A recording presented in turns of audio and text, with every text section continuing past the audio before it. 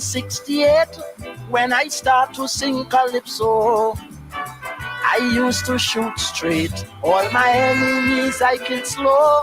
I would shoot right and left. Big shot men met their death. But this year, when the season came, I had planned to leave the game. Well, as man, I hung up my guns. I had planned. My career was done. Goodbye, fans. Chalky will teach the younger ones. But when Mr. Fool was stopped for charges laid by a cop, and she get away, I said, yeah. And when the border tell Ivan Williams to go, I get sane, and I put on the guns again.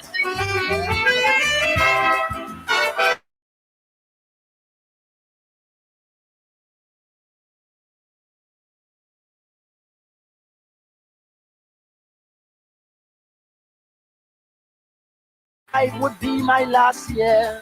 I'm going overseas to further my history studies. 4 crowds now, 1 tempo, and I can't sing fast so before the crowds pull me down, let me leave the people down. So as man, I hang up my guns from this land. I had planned to run, but I found Chalky will be in Washington. But courthouse changed my fate, for under clause 68, big boys are charged and then discharged. And when 610 radio tell the dumb brother to go Jimmy Mail, I put on the guns again.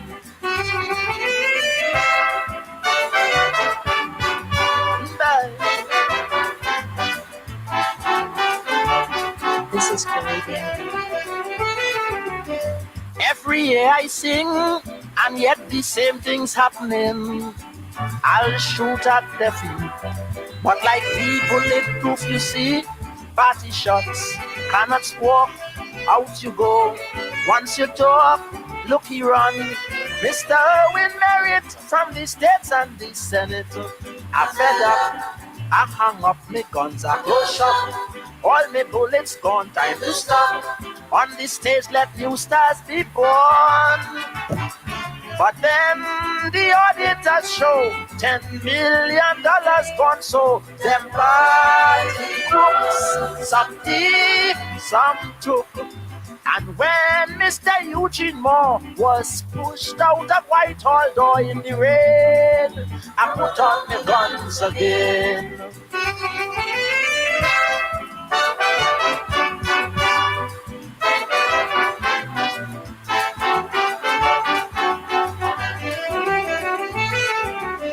I told CDC I've stopped singing to start teaching. For as I can see, their judges also need training. Many men do not know what is true. Calypso, so I feel I must train the young that go hard form won't go wrong. I hang up, me guns on the line, I close shop. I plan to resign, time to stop. Then sobers made me change my mind.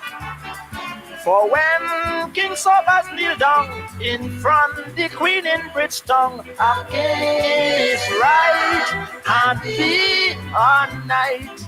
And when them big store owners push out powerful vendors in the rain, I put on the guns again.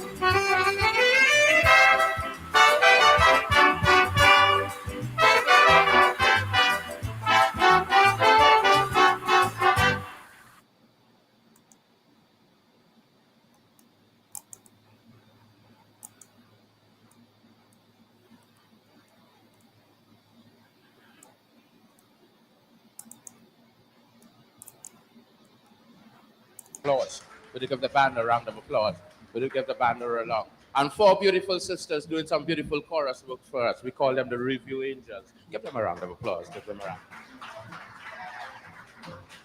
Listen, you know what's my biggest problem? My biggest problem is my fans and them. Last year they come knocking down my door. Black Stallion, Black Stallion. I said, well, what happened? They said, listen this. You know, all them other singers just sit down and write a little smut now and then. You mean you can't write one for we?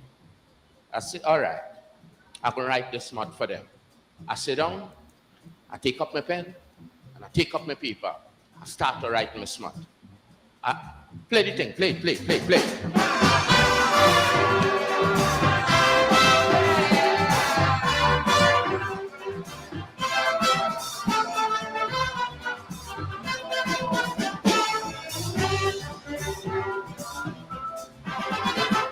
1983, my fans beg for a favor. I decide to help them, so I write this soca. Last year they come back with a different story. They say they want something smutty about Gino Dorothy. Now, on my fans, you know your future depend. So I sit down to write this smut only to please them. But as I take up my pen and my piece of paper, and I write out the first verse, listen what I remember. Oil money come, oil money go. Poor people remain on the pavement and ghetto.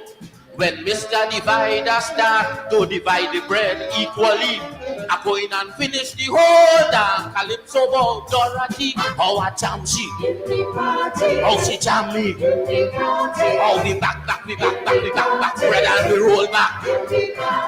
But once my people keep fighting for equal share of the cake, wait Dorothy, wait Dorothy,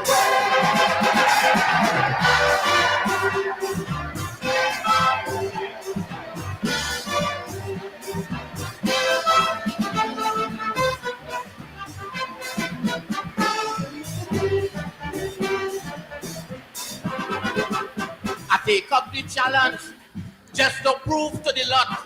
I decide to show them I could write a smut about this Dorothy woman who come down to the island and we happening with Bachi when we come out the steel band. Look, I done hire two girls to put on some short thing. Was to come on stage and show how Dorothy whining. But it's a wrong thing I'm doing.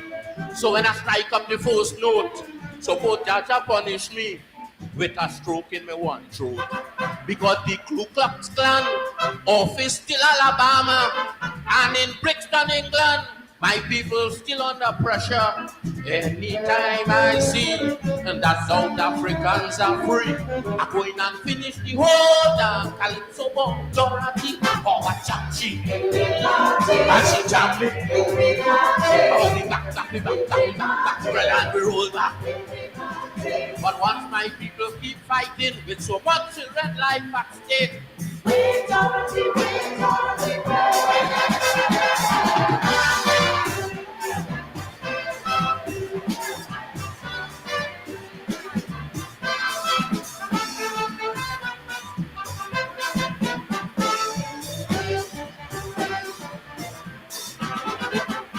passing to London, and you're sure to hear it.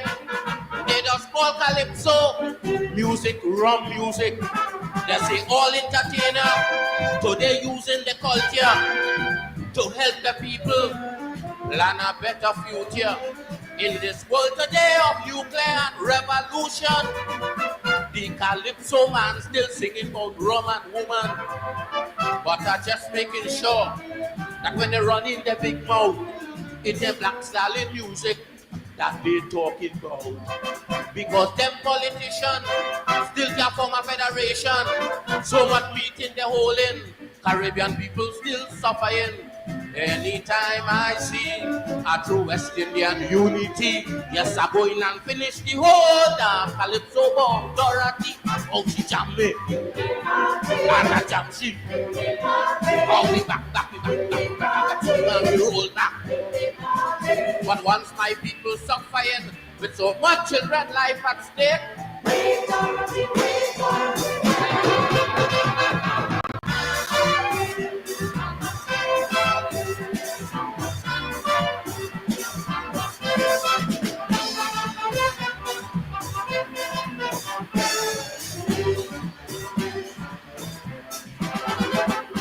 For verse and chorus is too much of lyrics. Don't sit down and write smart in this moment of crisis. My head saying yes, but my heart saying no. And I just follow my heart when it comes to writing Kaiso. Now to all my fans who want smart, I'm very sorry. But my pleasure does always come second to my duty. And my duty is to make sure that my people life happy. And anytime that thing happens, we go jam down Dorothy. Because so much of famine in Ethiopia, assassination, I say going on in India. Anytime I don't have to live with them frightful things around me, yes, I go in and finish the whole damn Calypso ball, Dorothy. Oh, I jam she, and she jam me. Oh, we back, and we roll back. But once my people suffering for an equal share of the cake.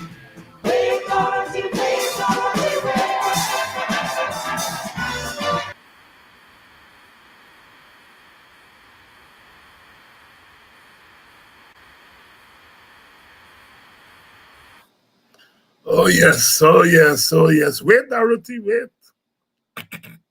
Wait, Dorothy, wait. The Black Stallion, Dr. Leroy Calise. And before that, Dr. Hollis Liverpool, the Chalk Dust, two of my favorites. I put up my guns again.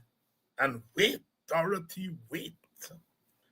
Yes. You know, I thought about retiring and, I got some books I want to write, I got some books halfway and quarter way and three-quarter way. And I want to finish writing them. And I decided, I was going to leave the stage and go and write books. But when they start to chase me off the stage, I said, so all you want me gone? Well, I stay. I put up my guns again. And I said, I'll turn Politics 101 into a social media laugh joke program, gossip and them story, and entertainment. But when I saw what happened on September 1st, I said, let that entertainment wait. Wait, Dorothy, wait. Good evening to you. Politics 101 is back. Politics 101 is back.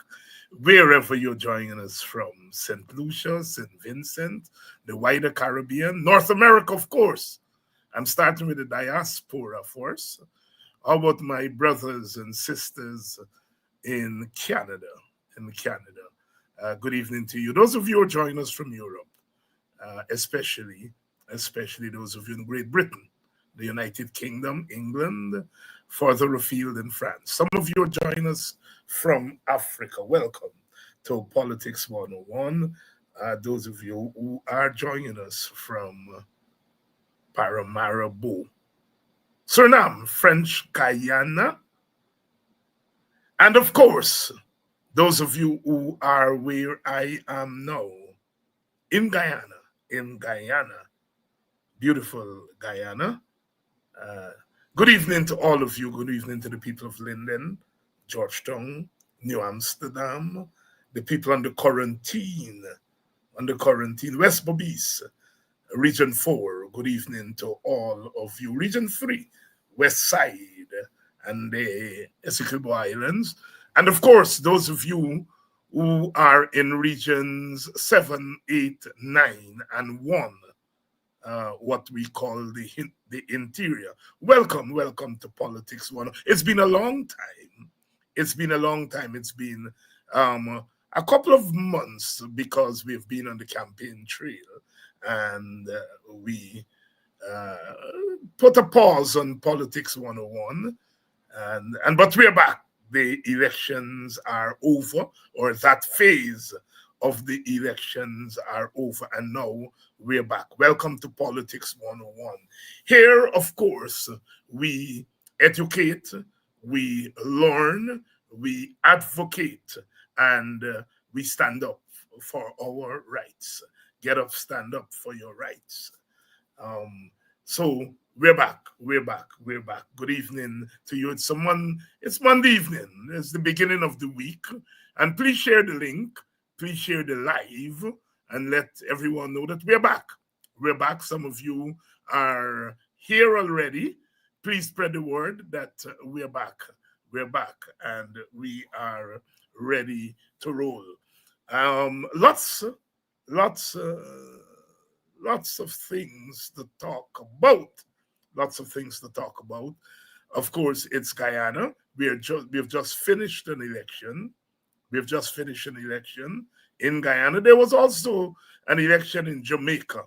In Jamaica on Wednesday, the 3rd of September. There was an election there. The Jamaica Labour Party returned to power with 51% of the vote to 51.7, I think. And the People's National Party, they got 49%. Just 1% separating the two parties, but 6 seats. So the Jamaica Labour Party, with 51% of the vote, got 35 seats. And the People's National Party, with 49% of the vote, got 28 seats. So with just 1% more of the vote, a party got 7 more seats. Of course, in Jamaica, as in the rest of the English-speaking Caribbean, they use the first past the post system. Unlike Guyana, which use a proportional representation system. If that election were held in Guyana, the Jamaica Labour Party would have gotten 32 seats, and the People's National Party would have gotten 31 seats, with proportional representation. They first past the post system where they have the constituency system. There are some benefits to the constituency system because you know who your representative, you're voting for your representative. Of course, that representative belongs to a party. But all you need is one vote more than the other contenders, and you win. So you do get some lopsided results, as in the case of this last election in Jamaica. That's a system they have there. Of course, my preference is for a mixed system.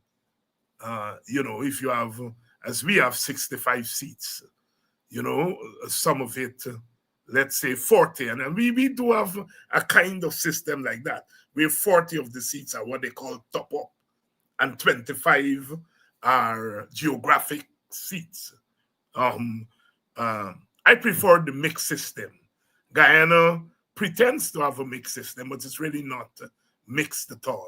Where you have some of the seats are constituency and some are proportional representation. Because it's really unkind to the People's National Party. You lose by less than 1% of the vote and you get 7 less seats. So there is need for the reform there in the wider Caribbean. But the elections in Jamaica were deemed to be free and fair, and generally speaking. And of course, our election in Guyana, where the People's Progressive Party, PPP, was awarded the government with a 36 seat, which is a 2-seat increase a 2-seat increase because they had 34 seats. Some people say 33, but it was 33 plus the join the seat, which was really PPP, you know. So the PPP increased by 2 seats. I think they got 10,000 more votes. The opposition, which had 31 seats, that was reduced to 29. So the opposition lost 2 seats. Of course, the opposition seats were divided between APNU, which got 12, Forward Guyana got 1, and the new party, WIN, We Invest in Guyana, they got a surprising 16 seats. And so those are the raw numbers. But of course, everybody who is interested in real elections, the observers, overseas observers, the Guyana Human Rights Association, all of the opposition parties have deemed the elections not to be free and fair. Of course, the argument against the fairness of the election, of course, is structural. That is the system. The system is rigged. The system is unfair. The system is flawed. So if the system is unfair and flawed, the results are going to be flawed and fraudulent, as was the case in the September 1st election. We went into an election with a voters list that is the same as the population. We went into an election with the knowledge that voter impersonation marred the previous election in 2020, but there was no mechanism in place to protect against voter impersonation, no biometrics. We went into election with the disenfranchisement of part of the population. Prisoners who were on remand or are on remand were denied their franchise, and that is unconstitutional. We went into an election where vote buying was the norm. Vote buying was the norm. Vote buying has always been there and thereabout in elections. But this time, vote buying was so widespread, it was ridiculous. And we know at least 2 parties engaged in open vote buying, prompting GCOM to remind that vote buying is a crime. GCOM must have seen vote buying and prompted them, but they did nothing. They did nothing. We went to an election where the GCOM machinery was controlled by one party, and that is the PPP. Was controlled by one party, and that is the PPP. We went into an election where the state media, that is the media that is owned by the people of Guyana and managed by the government, that media was, to say it was biased in favor of the PPP is being nice. No, that media, the state media, whether it was the Chronicle, NCN, or whatever, they functioned as party newspaper, party media, PPP media. And so there was unfair access to information. We went into an election where the PPP brazenly, barefacedly used state resources, whether it's state vehicles, state monies, state assets, as part of the PPP campaign. So the elections observer, they usually come here a couple of days before the election and they pronounce an election and they go away. This time, all of them basically said the elections were not free and fair. They certified the election because that's what they came to do. They came to certify the election, but it was so barefaced that even they'd been making recommendations to improve the electoral system since Dunaway, as far back as 1997. And they've been making recommendations, and these recommendations have not been heeded. The PPP continues its merry way. And so therefore, in a structural way, in a systemic way, the election was rigged in favor of the PPP. Now, people may ask, how do you know it's rigged? Well, we found out by accident in 2020, those of you remember. We found out by accident how the elections were rigged. Remember, GCOM did not make a declaration as they should have done in 2020. They went to an audit, a forensic audit of the votes, which means that you go into the box and you open the box, you open the ballots, and you check the ballots against the statutory documents. So you have the documents which said John Tom voted, and you go in and you said, yes, John Tom voted.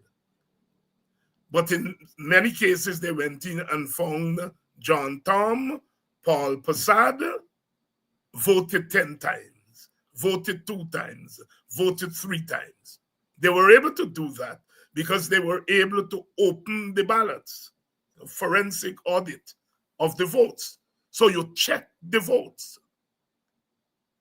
That is different from a recount. A recount is that you check the ballots to make sure that the numbers mesh up with what is in the statutory document. The statutory document say 40 people voted. You check to make sure that 40 people voted. But what the recount in 2020, which was really a forensic audit, did was to check for the validity of the vote. This time around, that did not happen. Mr. Aubrey Norton, the leader of the APNU, wrote to GCOM and asked GCOM for a similar audit as what took place in 2020, and she refused. She said, go to a petition. Well, every child knows the fate of petitions in Guyana. So, the elections were not free and fair, and certainly they were not free from fear. Vote buying has now become the norm, as I said, and vote buying is a crime. It's against the law. So if you engage in vote buying and you benefit from vote buying, then you are gaining votes in an unlawful manner. And we had so many instances of vote buying that, it boggles the mind. So here we are, 2 weeks after Guyana voted. In my own case, I deliberately stayed away from commenting on the elections. I gave an interview to a radio station in Baltimore and Washington on a regular program I do there, and I offered some preliminary general comments. But other than that, I have said nothing. And I've said nothing because the elections results presented a complexity. The elections raise questions, didn't offer answers. It raised questions.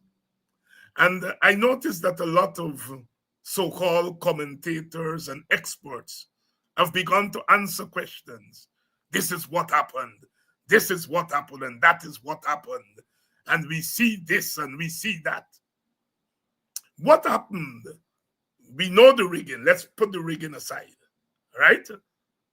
Not that you ignore the rigging. The rigging is there. But we are dealing here with the raw numbers.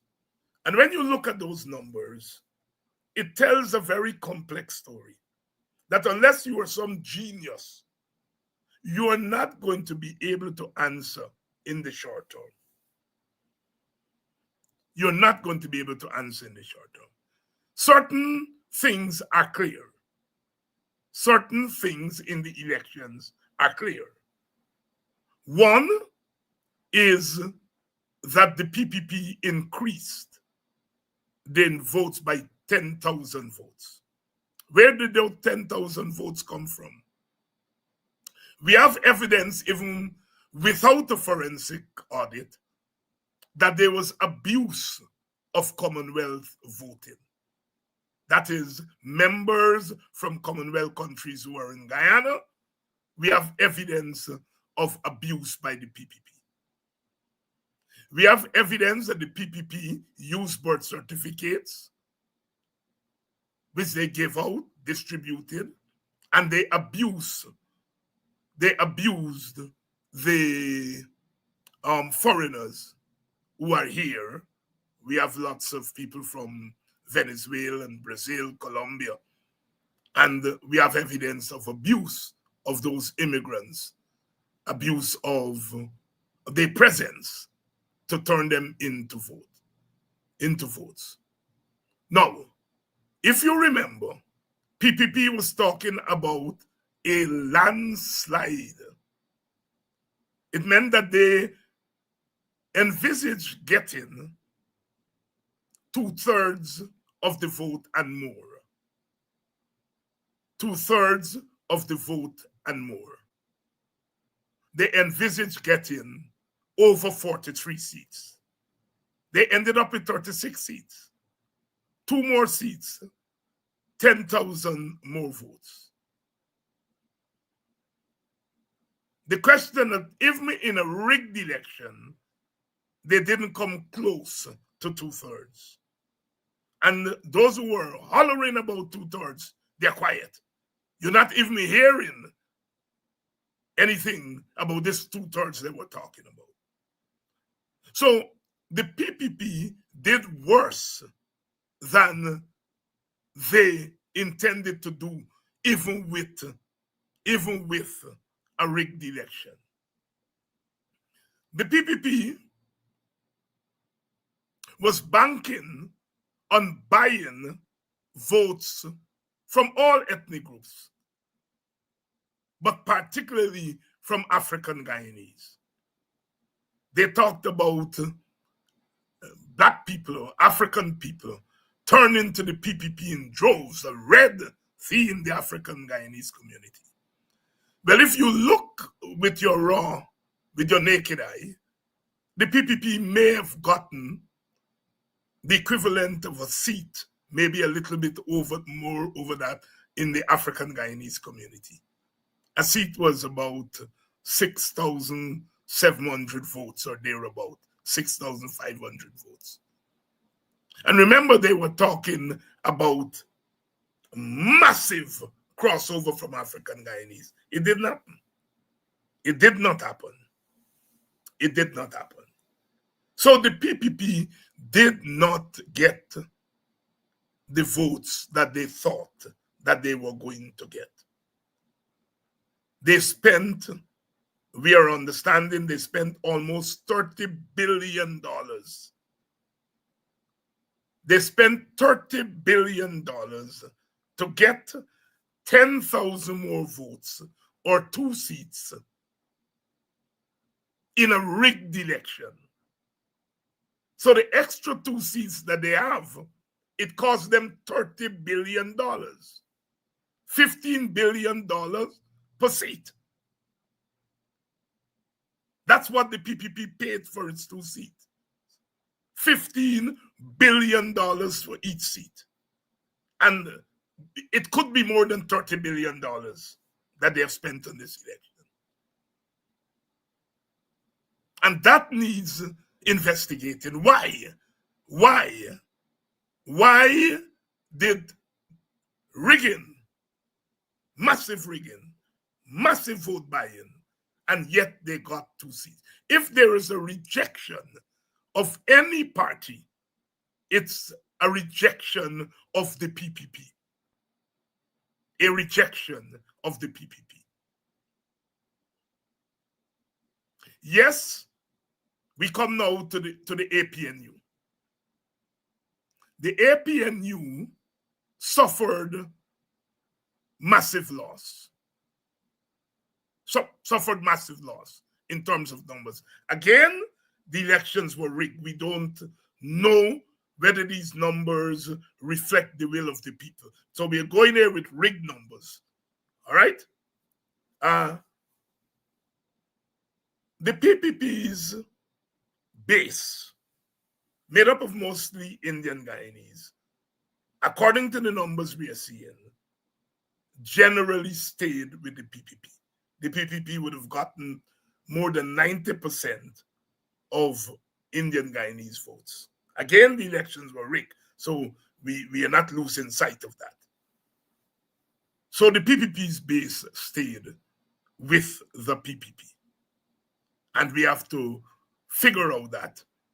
Why, after the PPP behaved so badly, that its base stayed with it. On the other side, the APNU base split its votes 3-way. About a third of them voted APNU, another third voted WIN, or a little bit more than a third, and then the rest stayed home. The rest stayed home. We have to try to figure out why African Guyanese, unlike their Indian Guyanese counterparts, they split their votes 3-way. When you take the APNU vote, Forward Guyana, AFC, ALP, they are the same, different parties, but, we know that they're, breakaway parties. The AFC was part of the coalition, and so forth. So they were able to get about 80,000 votes, 85,000 votes among those 4 parties. WIN was able to get about 90-something thousand African Guyanese votes, or thereabout.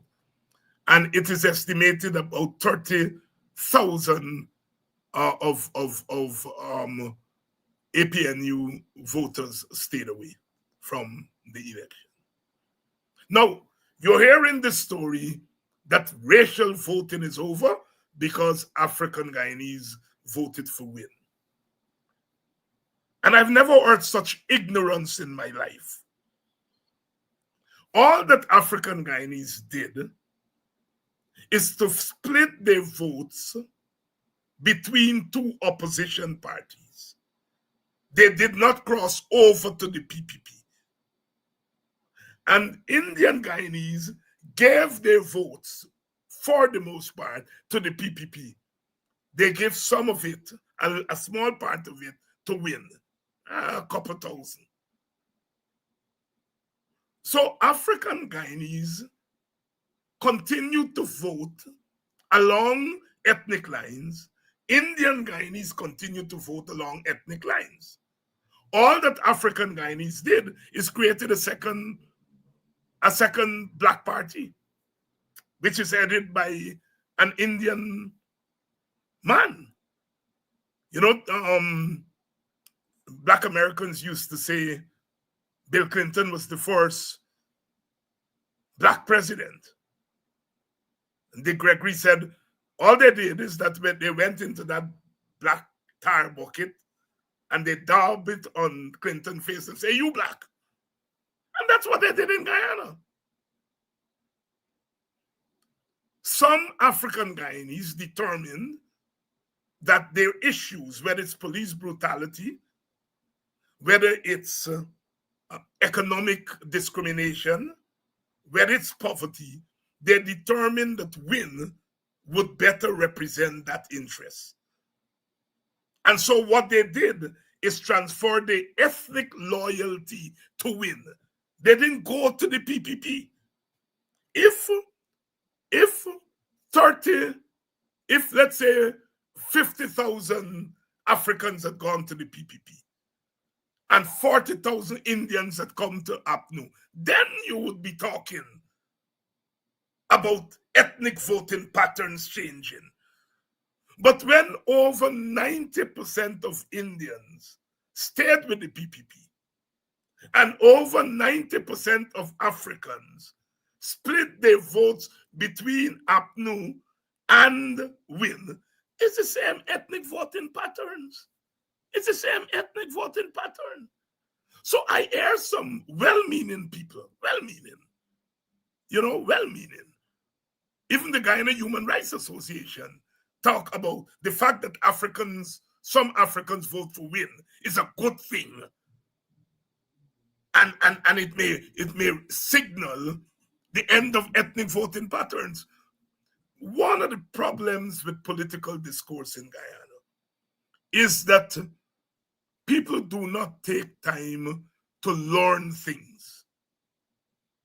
I consider myself a lucky person because I think I'm one of a small group of people in Guyana who have studied race, and ethnicity.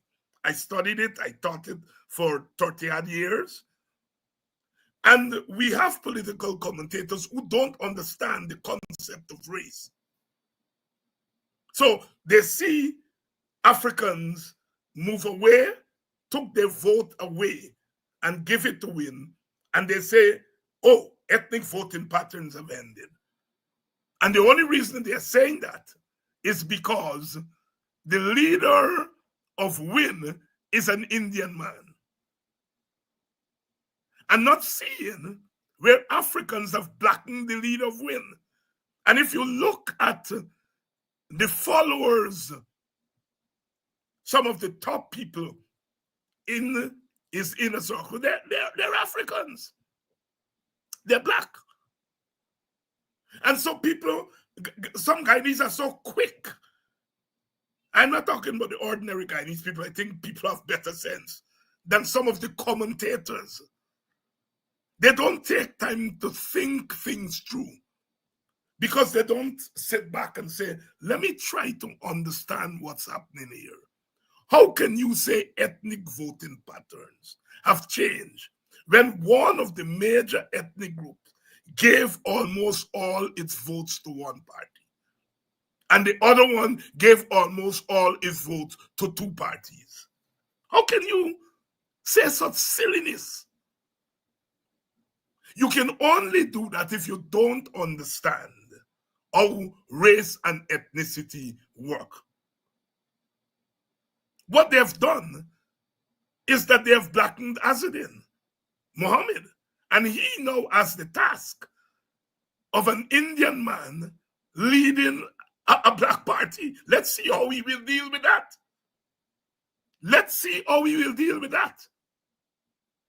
Some people have said that phenomenon is temporary. By the next election, those people are going to go back to the APNU.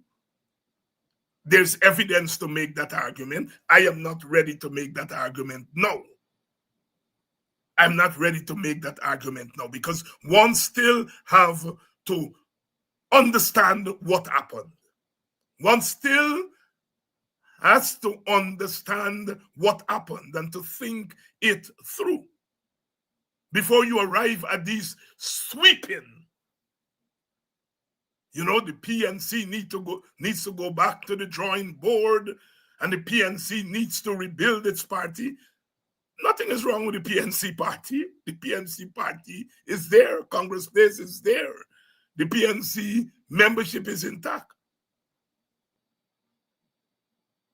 What needs to be examined is the African Guyanese community? What is it that drove them to create a second electoral party? If you remember in 2015, 2006, 2015, one is not too sure about 2020, 2006, 2011, and to some extent 2015. A small portion of Indian Guyanese went to AFC. What they did was to Indianize the AFC and to make it comfortable for them, just as the Africans have Africanized a blackened win.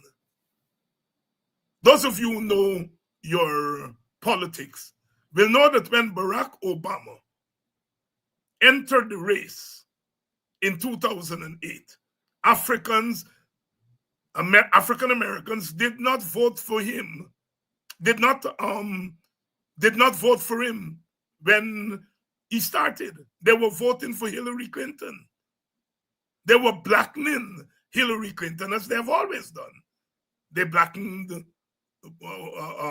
Bill Clinton, turned him into the first black president, and they were about to blacken his wife until the white people in Iowa decided that they were going to whiten Obama.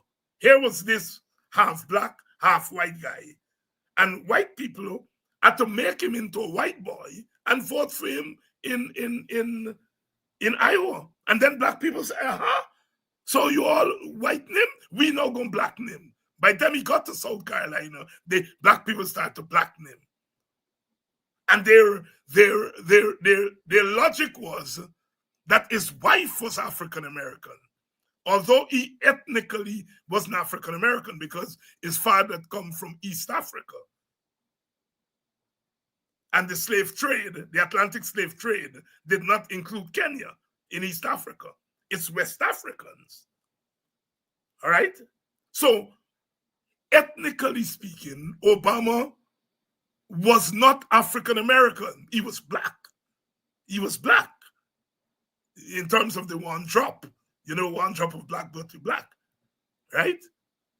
And so what African Americans did and white people did, conveniently, white people, 40% of them, whitened Obama. And African Americans, 90-something% of them, blackened him. And the Hispanic got into it and give him some Spanishy. And that's how we won. Race is a political construct. It is skin color with meaning. They look at Azudin and they say, look how he dressed. Look at the swag. Look at who he hangs out with. And so he black. He black. And they did that for electoral purposes. Those people have not stopped being African. Those young people, they're still African. But for electoral purposes, they've blackened Mohammed. They've, for whatever reason, they're disenchanted with their ethno-racial party. We have to figure. I think we have a sense, but one has to talk to young people to hear why is it that they have blackened Mohammed? Because that's what they did. And usually, when you do that blackening, it is conveniently done. It is conveniently done.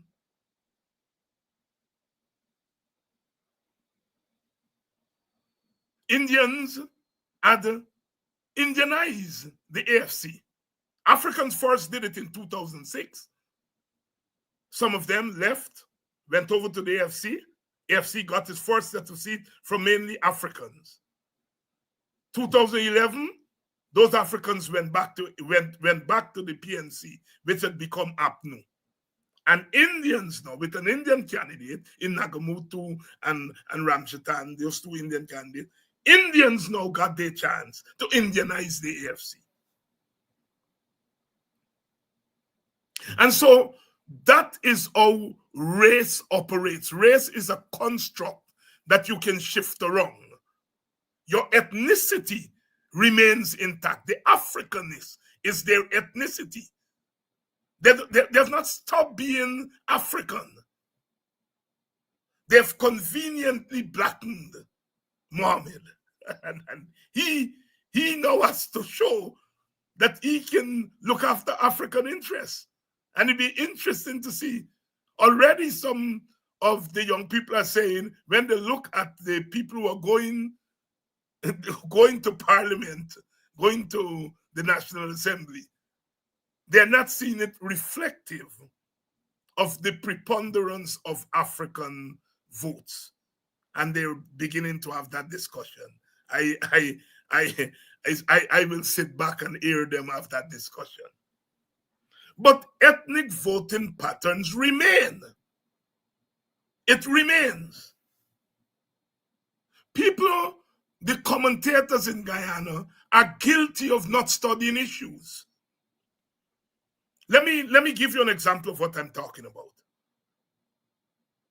Nandalal made that stupid, and some people argue racist statement that the blacks who have gone to the PPP are proud of slaves. No, Nandalal has not read, I am sure, one page on slavery, one page on race, much more a book. And so he doesn't understand concepts. House slave has two meanings. House slave is a category of slave or enslaved people. A category of house slave, of enslaved people was called house slave. That is, those enslaved people who worked in the home of the master. A category of slave. Then there were those who worked in the field. They were called field slaves. Then there were what was loosely called industrial slaves. These were enslaved people who would go from plantation to look after the machine and so on, because they had skills. They were engineers back in Africa. And so those enslaved people, they would, given the freedom to walk from plantation to plantation and look after things. So there were categories of enslaved people. Field slave, house slave, industrial slave, and so on. Those are categories. That's one meaning of the term house slave. The other meaning of the term house slave is betrayers. Those who betrayed the African cause. Those who went back and tell the massa that they're planning an uprising. They have become known as house slaves. So house slaves got two meanings. One meaning is category. There was a category of enslaved people who worked in the house. They were called house slaves. Then the second meaning is those who were working in the house and betrayed. And there were even some field slaves who went back and talked and carry news. So a field slave who betray the African cause becomes a house slave. So house slave got two meanings. And Nandalal can't know that. The majority of them can't know that. They don't study these issues. They have not read them. They don't care. It's not their business. They hear a term and they spit it out. So part of Nandalal thing is ignorance. He doesn't know. And all of them who running around and using the term of slave, they don't know that it has two meanings. African Americans say, "What's up, my nigga? What's up, my nigga?" That's nigger them becomes a form of endearment. And then when nigger is used to make the African inferior, it changes meaning. So these terms change meaning depending on the circumstances. Depending on the circumstances. Martin Carter has an entire poem. I come from the nigger yard. I come from the nigger yard of yesterday, leaping from the oppressor's head. The nigger yard becomes a place out of which the new identity, the resistance identity, what we now call West Indian, what we now call Afro-Caribbean, it came out of the nigger yard experience. So there is a nigger yard of slavery, and there's the nigger yard of resistance to slavery. And people have to understand that these things have shifting meanings. And they don't know that. And they throw around these terms.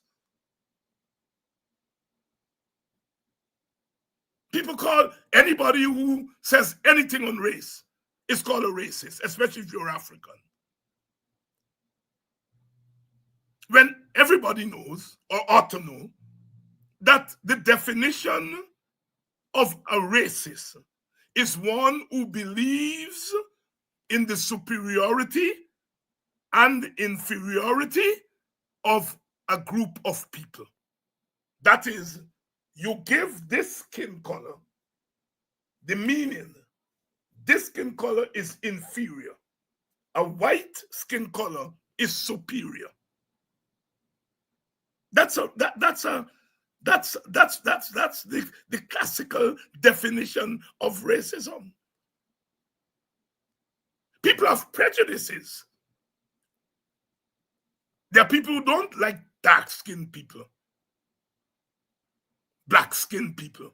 Even some black people don't like black-skinned people. Those are prejudices. But then when you then give meaning to your prejudice, then when it moves from prejudice to race. When you have the power, you don't like black people, or you don't like brown people, or you don't like white people. That's your prejudice. But then you become the president, and you have power, and you use that power to implement policies to advance your prejudice. Your prejudice then move from prejudice to racism, structural racism. I never called Jack Dio racist. I don't know whether he's a racist. I've never heard him say that he believes that Indian people are superior to black people or vice versa. I never heard him. So I can't say he's a racist.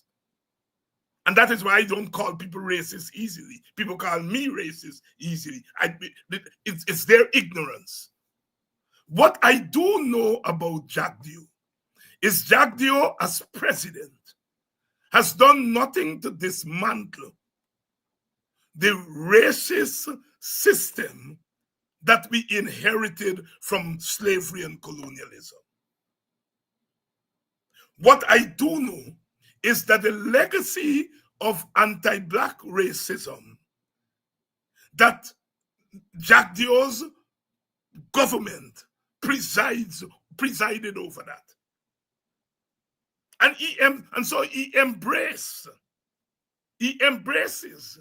the system that leads to racial discrimination.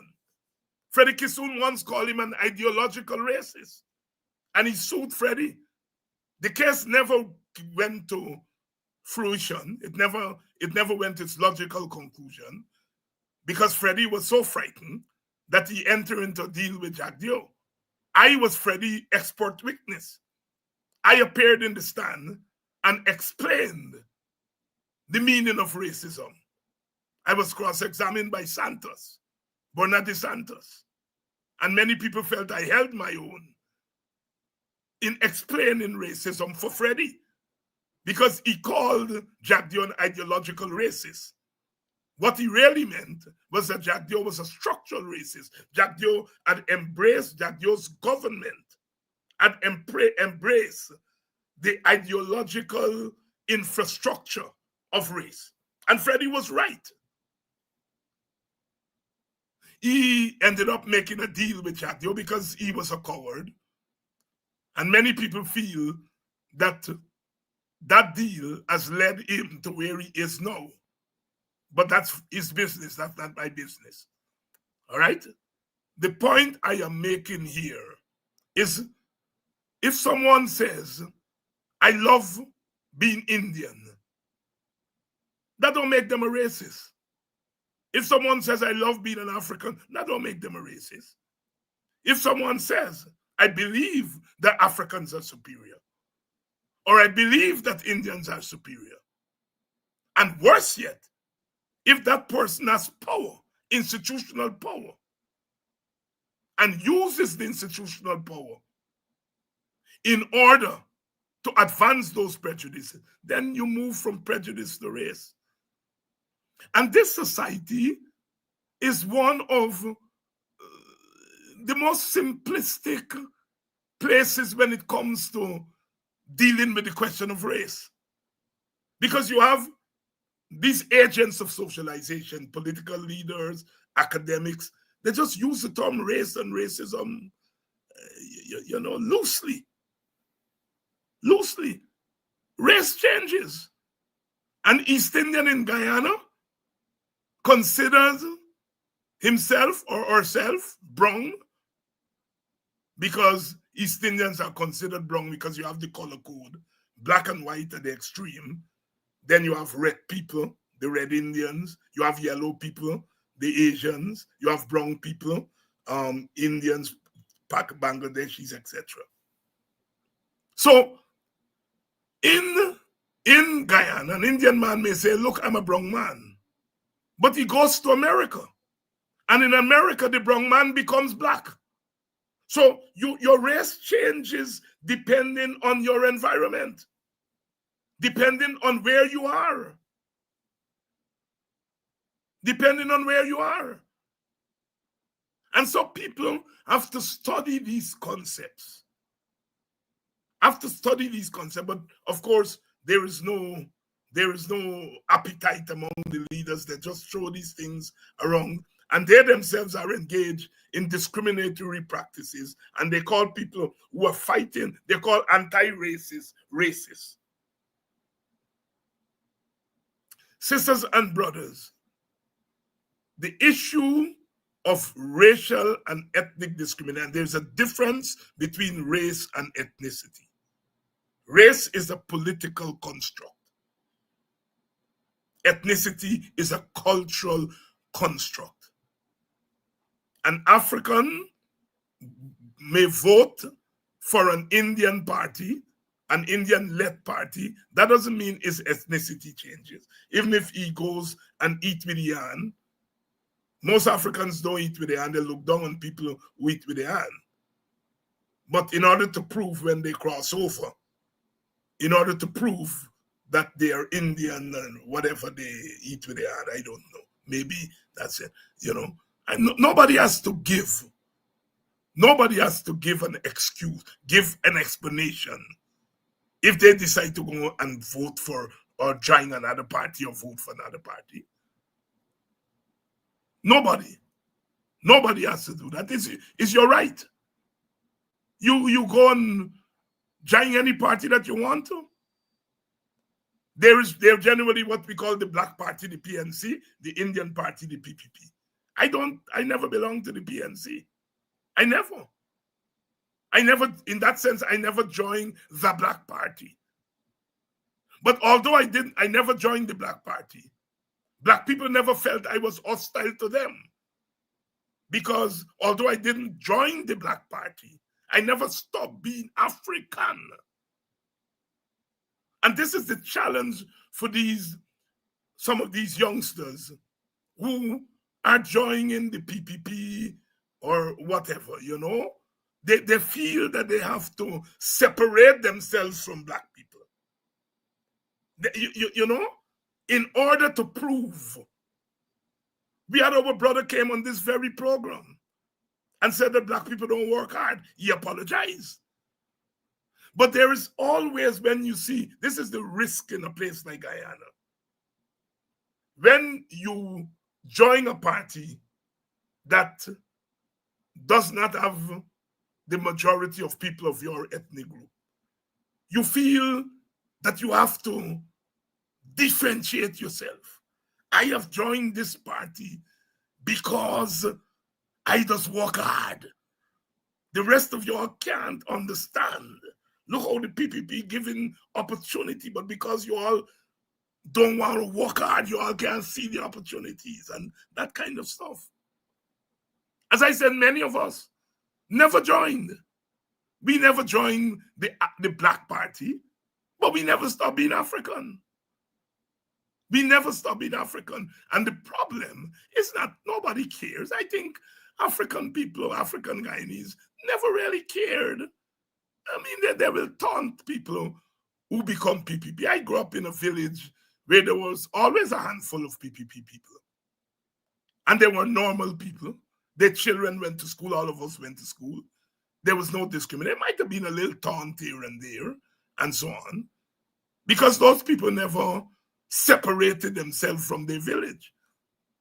I went to the funeral of my friend Shirley Edwards, long-standing Black member of the PPP, joined in 1962. She died the other day, and I went to the funeral. I intended just to go to the church. I met her children, who I knew very, very well, and they insisted that I go to the burial ground and then go back to the house. In the church, they were mostly African people. The PPP had a ceremony at a Freedom House, and apparently the PPP people went there. When you went to the church, they were mostly African non-PPP people. When you went to the gravesite, the same. They were people from Lodge, who surely lived with all our life or most of our life. And then when you went back to the house, they were, again, people from the community, most of whom were Apnu people. But there, and you notice what I'm calling, the PPP people went to Freedom House. They didn't go to the gravesite. The gravesite are the people in the community, because the sister never separated herself from our community, which was predominantly African. So although the community was predominantly African, predominantly PNC, they went to a gravesite and her house to bury her, because she's a member of the community, and she never treated that community as though she's superior to them. And they used to give her hell. They used to call her kind of fast. I remember children having to fight with people in Lodge who calling them PPP people and so on and things. And they never stopped. They lived there. They married Black people. Their children are Black, you know. But you know, some of these people nowadays feel that they have to separate themselves from the community. And that's where they get into trouble with the community. And they say people don't, David Hines don't like people who join another. But David Hines joined another party. So David Hines don't like himself. I could care less who join what. You're right. To join who you want to join. The problem people are having is having joined what? What you do.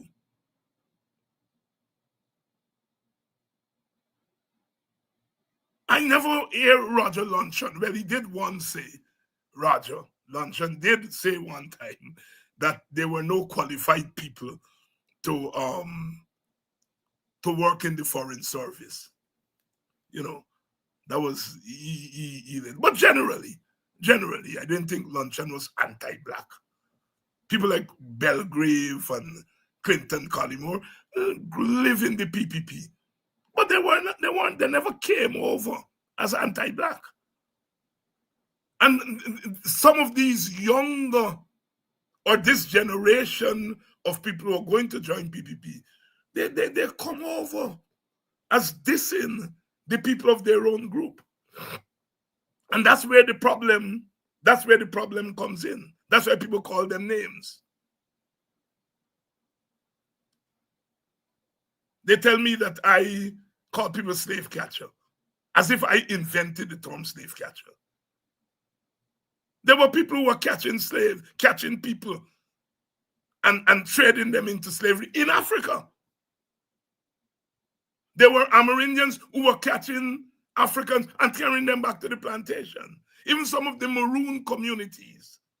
These are Africans who ran away, went up into the mountains in Jamaica and Suriname and so on. And in some of the treaties, they agreed that they were going to turn back Africans who were trying to come up into the maroon communities. Slave catching is a fact, is a concept. Of course, we don't have slaves now to catch, but the concept of turning in your own is the concept. So when I use the term slave catcher, I was using it in its modern sense. I was using it as a concept. That here is a brother who's shackled because the government is offended by something he says. And you are condemning that brother, which means you are turning that brother in. And hence I use the term slave catching, because I understand the concept of slave catching. But they turn it into all kinds of nonsense and so forth. So we know some things. We know that Win got a big portion of African Guyanese votes. We know that the PPP didn't get many African Guyanese votes, although they spent billions of dollars trying to do it, trying to get it. We know that APNU lost almost 140,000 votes. In Trinidad, in an election held a couple months ago, the PNM lost 110 votes. That is the African Party. They lost 110 votes, 110,000. 110,000 less people voted for them in 2025 than voted in the previous election. And we see it replicated in Guyana. And we have to ask why. I have my theory on why. But I still want to hear from those people, why?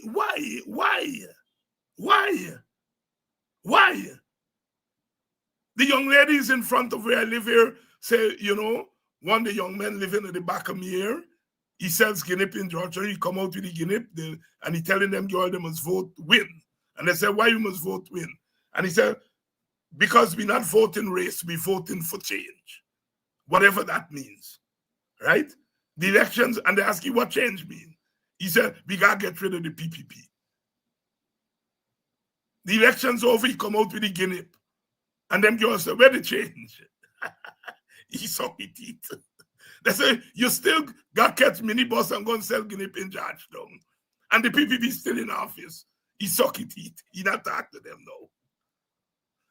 We have to. I am not passing judgment on the people who voted for Win. I have not, and I'm not about to do so now. I am saying that let us find out what drove them there. And also find out what prompted 77,000 plus the 8,000 or 9,000 that AFC and Amanza and what's her name? ALP got. What prompted them to stay the course? What prompted the 40,000 and more to stay home? We have to find that out. And then when we find that out, we can then determine whether it's temporary or it's permanent. We know that the buying of vote was a big factor. We know that.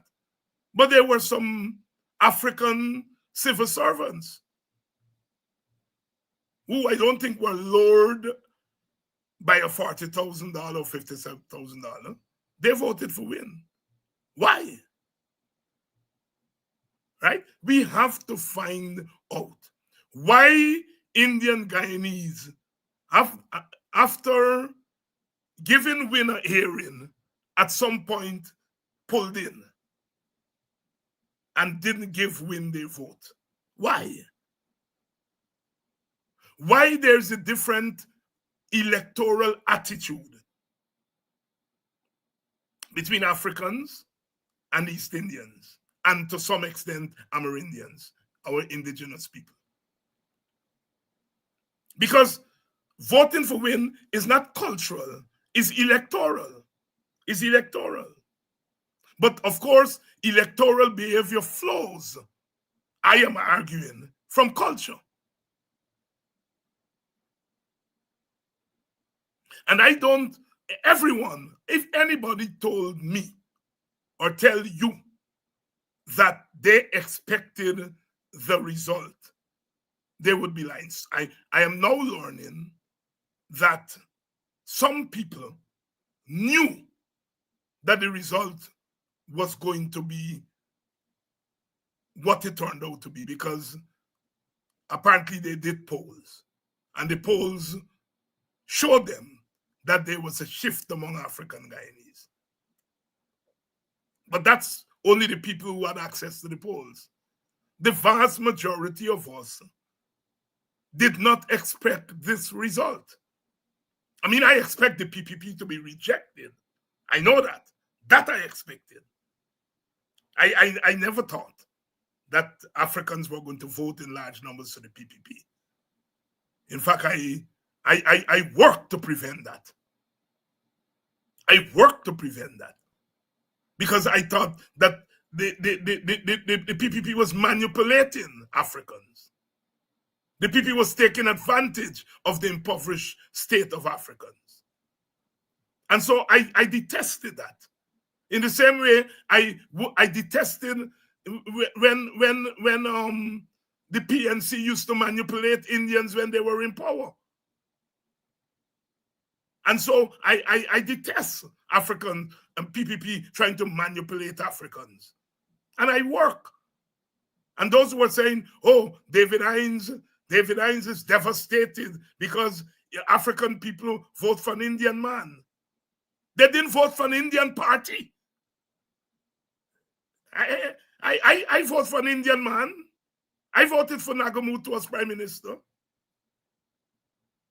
My leader for a number of years was an Indian man, Rupert Rupnarai. I don't have a problem in people voting for an Indian man, African voting for an Indian man, or Indian people voting for an African man. What I have a problem with is the manipulation of ethnic groups, the manipulation of Amerindians, the manipulation of East Indians, especially the poor East Indians, the manipulation of Africans. And that's my problem. That's my problem. I don't care if they vote for a party that got an Indian man as leader. I vote for a party that had Indian man as leader. I vote for the WPA. I'm a member of the WPA. Rupert Rupnarai is an Indian man. So this nonsense about I am devastated because they vote for an Indian man.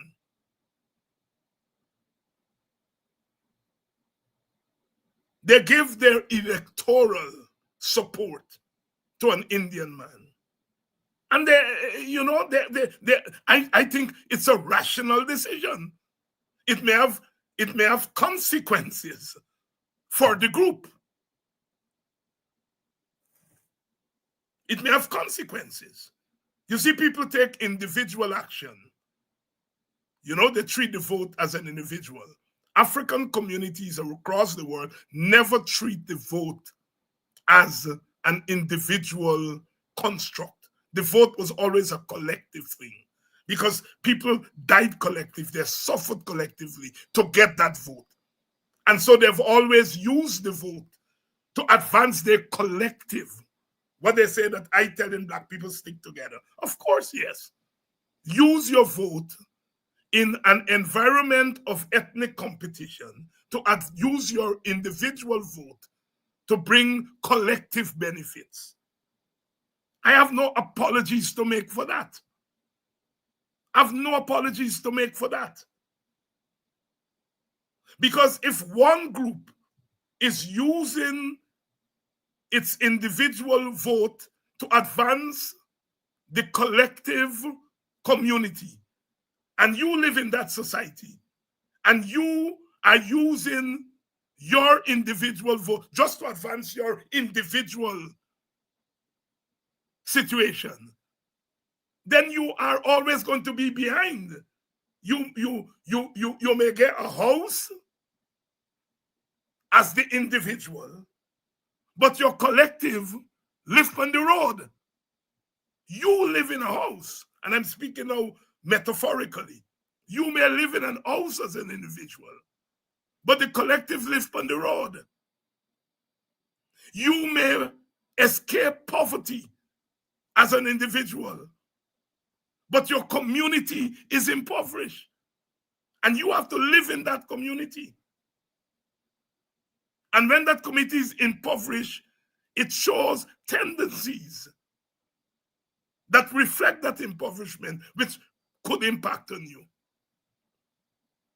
And so, this whole notion that liberation will come to the Africans will have economic liberation through individual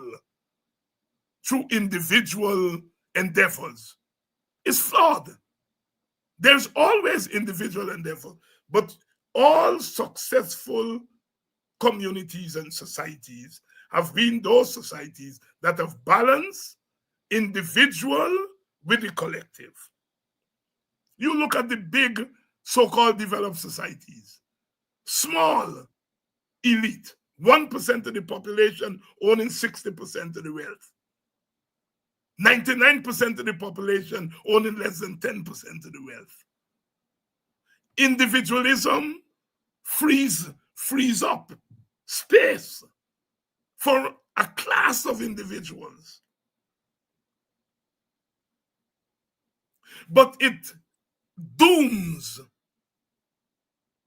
the large poorer class to recurring poverty. I was glad to hear, what's his name? Ali says that he's going to stamp out poverty. And I'm glad he heard us in the WPA, heard us in the APNU.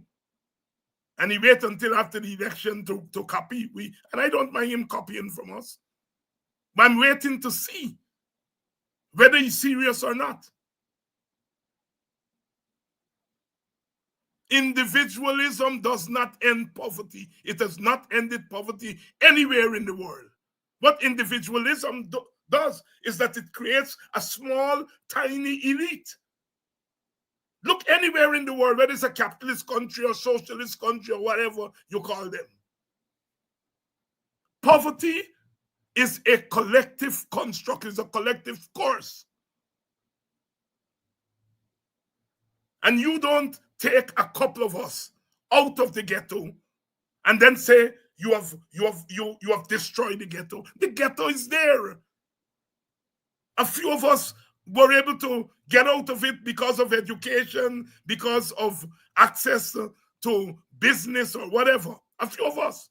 But the vast majority of people remain in the ghetto. And unless you come up with a policy that is aimed at getting rid of the notion of ghettoism, because what ghetto means is you are confined to a space. You are ghettoized. Ghetto is a concept, not a place. It's a concept. People who are ghettoized. And so if you're impoverished there in the ghetto, you multiply poverty because you're ghettoized, you're confined. Poverty is there. And so all you do is reproduce poverty, whereas the small group at the top reproduce wealth. And unless you tackle that in a structural way, it's going nowhere. So you can give Indians some better roads than Africans. You can get some Africans to clean drains and give them a couple $1 million. It is not going to end poverty. That is why we're the fastest growing economy in the world, and we have one of the highest rates of poverty. Because the presence of wealth does not mean the absence of poverty. And those issues remain. And so, sisters and brothers, as I said, these elections have raised questions. Questions for PPP, questions to win, questions for APNU, questions for PNC, for the WPA, for Forward Guyana, for AFC, for ALP. And those questions, if we are serious people, we have to study what is it the electorate is telling us. What are they telling us through their vote? Their vote becomes a voice. What is that voice telling us? It is not telling us they like PPP. It is not telling us that they reject APNU. People foolishly are saying that. They may be mad with the APNU, and they are rebuking the APNU. And people have always rebuked their group. But people are talking about the rejection of David Hines. David Hines is playing calypso, and young people don't listen calypso. One of the jackasses said. And using Al Crichton, that Al Crichton says something, and didn't read what I didn't understand what Al Crichton was saying. But the question has to be asked: why everyone wants to split up Africans? That is what I want to leave us with tonight. Why these people who want to split up Africans are celebrating the cohesive political and electoral behavior of Indians. They are lauding Indians for voting the overwhelming majority for one party, but celebrating Africans splitting up their votes. What is their motive? What is their motive? And that is what I have been fighting against, because I have concluded what their motive is. And they expected this election to validate their motive. And it didn't. It didn't. They put the individualism thing into the young black mind. Yes, don't worry with the group. Don't worry with the race. Worry with yourself. And they spend billions of dollars putting this big campaign.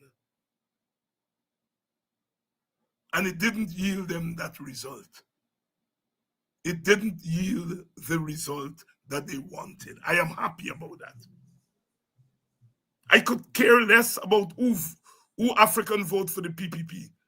There are always going to be Africans who will vote for the PPP, Indians who will vote for the PNC. That's not my business. That's the people's business.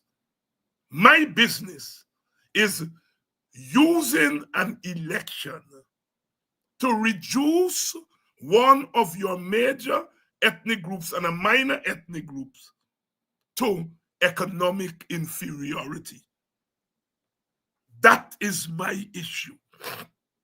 Because if you reduce them to economic inferiority, you can then control them. Slavery was about economic inferiority. The African was not an economic being. He was a commodity. He was not a human being who went out every day, reproduce his labor, sell his labor, and get paid for it. That is a normal economic being. You wake up in the morning, bathe your skin, dress up nice, smell up nice. You go and you work in the civil service or wherever you work, and you get paid a wage. And you get paid an equal wage, an equitable wage. That is why you develop trade unions, to ensure that your wages are equitable to your neighbor. But when you have a party in government who's trying to break that up and to develop categories of labor based on skin color, then you're getting into racism. You are saying those who clean drains look like this. Those who pay to clean drains look like another color. Those who are millionaires look like a certain color. Those who are not millionaires look like this color. That's racism. That is what racism is. Is that you give the economy a color. You give the economy a skin color. That is the racism that the PPP is practicing.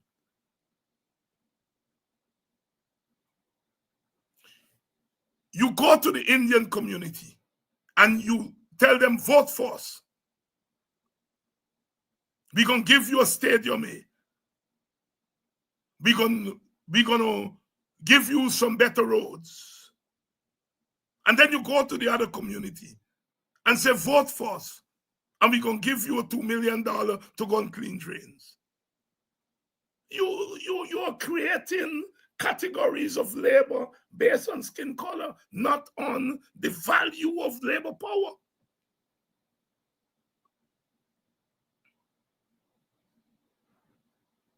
I'm going to end with this. Different value system. The description for me these days is David Hinds is controversial. And he gives provocative commentary. And the example is that he calls Africans derogatory names. Jack Dio cuss Azudin, say he can't read and write. He said Azudin is a criminal. He called Azudin all kind of name. You never one day hear Indian comrades say Jack Dio says derogatory things about Indians. He says derogatory thing about an Indian individual, not Indian people. David Hinds says derogatory things about a few Africans. And even the media say David Hinds said derogatory things about Africans. Jack Dio does the same thing. But he cusses Azudin. They don't say he cuss Indian people. David Hinds says derogatory things about a few Africans. He rebuked them. And they said David Hinds said rebuked them about the race. Different values. What is different between me and Jack Dio? Both of we go to school. I mean, I write a dissertation, he didn't write one. But both of we go to school. So why he does the same thing that I do, but it's described differently. There is an anti-black bias in this country that even for somebody like me, who is qualified, there's sections in the media don't call me doctor. They stopped that for 5 years.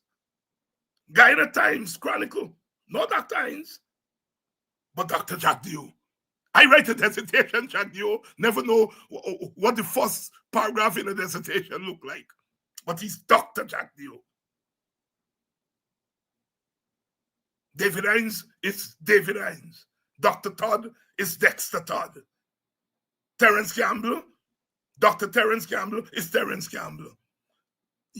I am trying to show you all how this society and some of the innocent people in the media on it, controversial political commentator. I'm an academic. I'm a political activist. I'm a cultural activist. But I'm a controversial political commentator.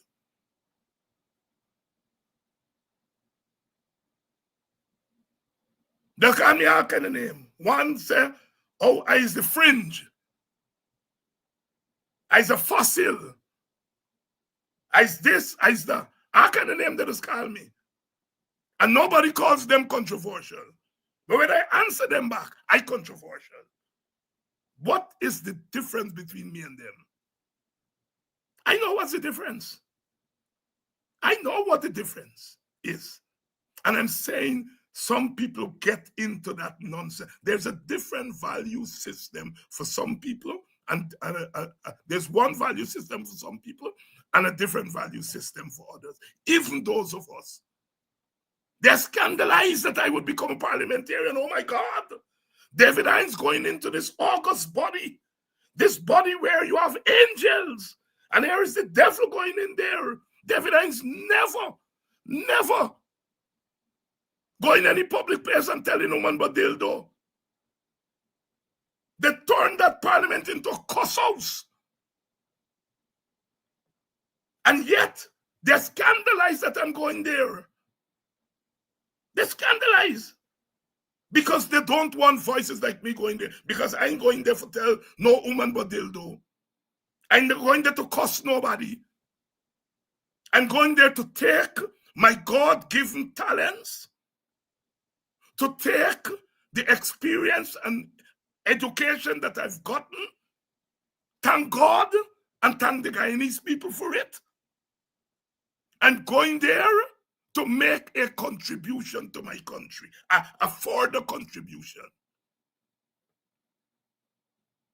I'm not going there to cuss nobody. I ain't going there to tell nobody but dildo.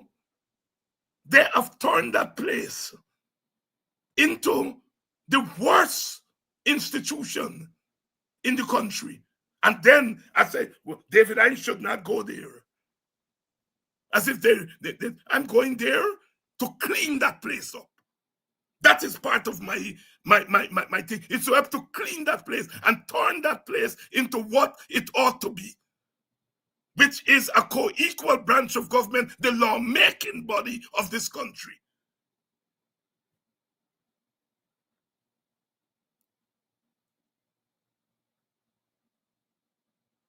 And if they cuss me in there, I won't cuss them back in there. They can meet me outside and cuss me. And I'm going to cuss them outside if they cuss me inside. I would not desecrate that institution. Because I know the sacrifices that my foreparents made for that institution. But if they cuss me in there, I wait until I come out for cuss them back. That is what they've reduced this country to. That is what they've reduced this country to. And they're afraid of certain voices. They're afraid of certain voices. And because I know they're afraid of certain voices, I'm going to ensure that that voice is heard. Sisters and brothers, we are back. We're back, and we're going to continue to do the work that has to be done to turn our country and our people into what our maker, our ancestors, and the logic of history wants us to be, want us to be. Want us to be.